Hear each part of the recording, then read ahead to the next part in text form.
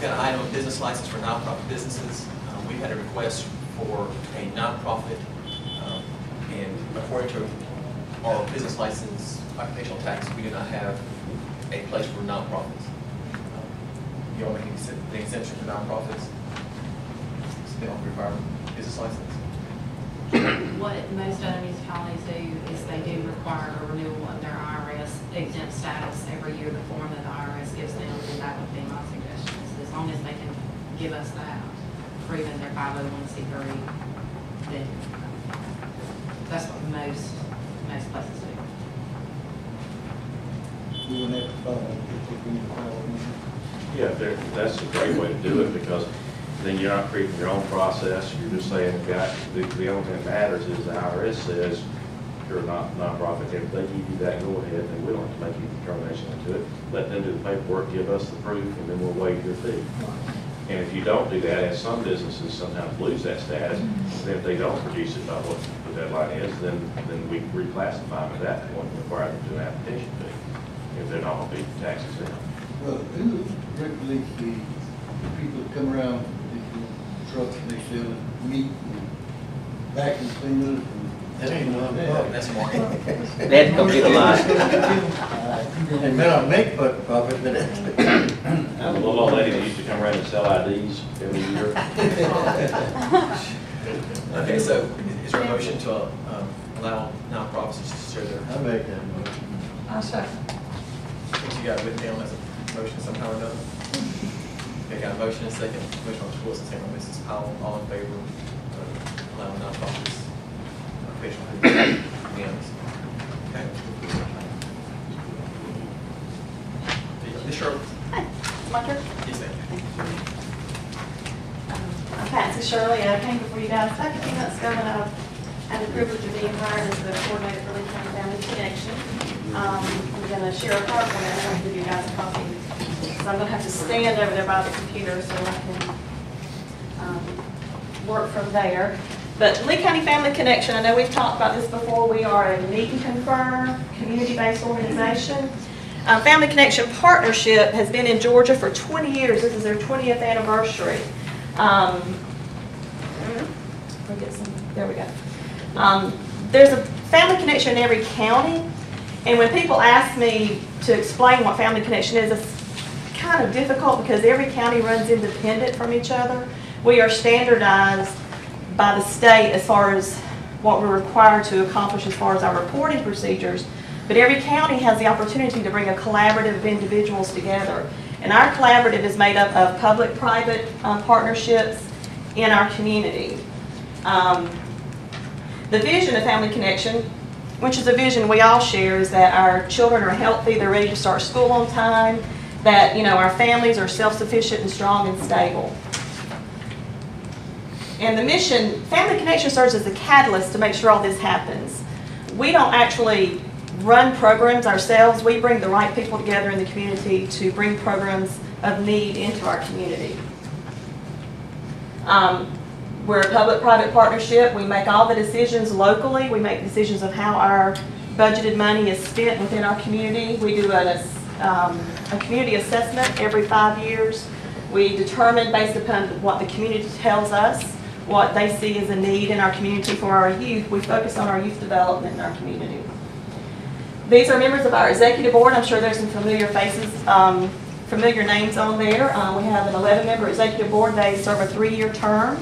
And then our collaborative, we have currently 68 members in our community that support our collaborative in all of our functions. Our focus is to increase our high school graduation rate, to decrease our teen pregnancy rate, and to increase community involvement. Some of our community and annual events, I'm just going to pop these up here. Every January we have a health fair that is open and free to the public. We do health screenings. We have people from the community that come in and volunteer, different doctors' offices and businesses that will do this for us. We partner a lot with the Chamber of Commerce in March and in December. We partner with them in the Under the Oaks and the Christmas Festival and Parade. We make sure that's part of our community involvement. We participate with the CLCP. We help support the dictionaries that go to the 3rd graders every year. Every 3rd grader in Lee County gets a free dictionary. In August, which is one of our big events, and this will be our 4th year, we have an annual back to school bash. Over the last 3 years, we have served almost 800 people, 800 children in our community, providing free school supplies. This year, we're planning for about 450, and they'll all get a book bag, a water bottle, and some school supplies. We support the adult education program here in Lee County. We help them put on an honor ceremony. These people have come back to school. It's hard to come back when you've been out a long time, and so we like to support them and encourage them, you know, by having a ceremony for them, even though they may not have graduated yet, just to encourage them to keep coming. Youth development, for 3 years now, we have a youth council at the high school. We have about 20 active students there. They are ambassadors in their school. They stand up for drug-free prevention communities. They go to the middle school and they present to the health education programs about abstaining from alcohol as a teenager, which is an issue all over the United States. Lee County Family Connection helped start. They were instrumental in working with a group of ladies in Lee County to start a minority debutante program. This is their 1st year of completion. They had 11 young ladies that were seniors at Lee County High School that went through a whole year. They were mentored one-on-one by women in our community that wanted to make a difference. And Family Connection was integral in getting that established, and they're looking forward to having, you know, a lot next year. We partner with the YMCA and the Housing Authority and Kingdom Vision Ministries in the Summer Reach for the Stars program. It's a 2-week program in the summer where they go and they open up to children that live in the housing developments in Lee County. And for 2 weeks, they bring them in, they have activities with them, they give them a meal, and they, when the YMCA joined in this, that opened up the opportunity for like swim lessons and gymnastics, things they wouldn't normally be able to do. We have a resource guide that is on our website that gives information, resources that are available in our community. And one thing I'm real excited about, one of the goals of Family Connection for the last couple of years is to not only have a youth council at the high school, but have one at the middle school and the 9th grade campus. And I'm real excited to say that we've gotten that connected. I've got 2 parents and a teacher that will be starting the youth council at the middle school this fall, and I've got a businessman from the community and one of the teachers at the 9th grade campus that will be starting a youth council at the 9th grade campus.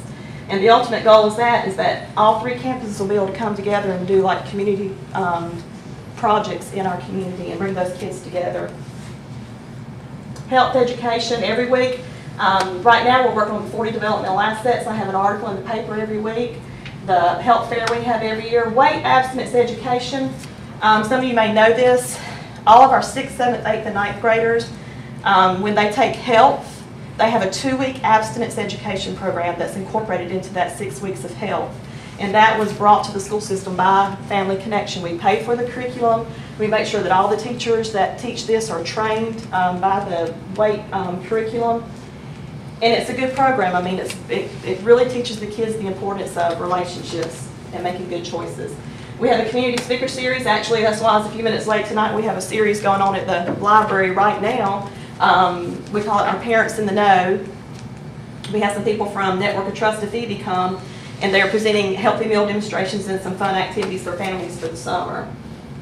And Media Madness, as of last week, I was trained to be a Media Madness instructor. I can teach middle school and parents of middle schoolers the deceptions of the media as far as TV, videos, things that are out there that are hitting our kids, the music videos and the movies, and teach them how to decipher that.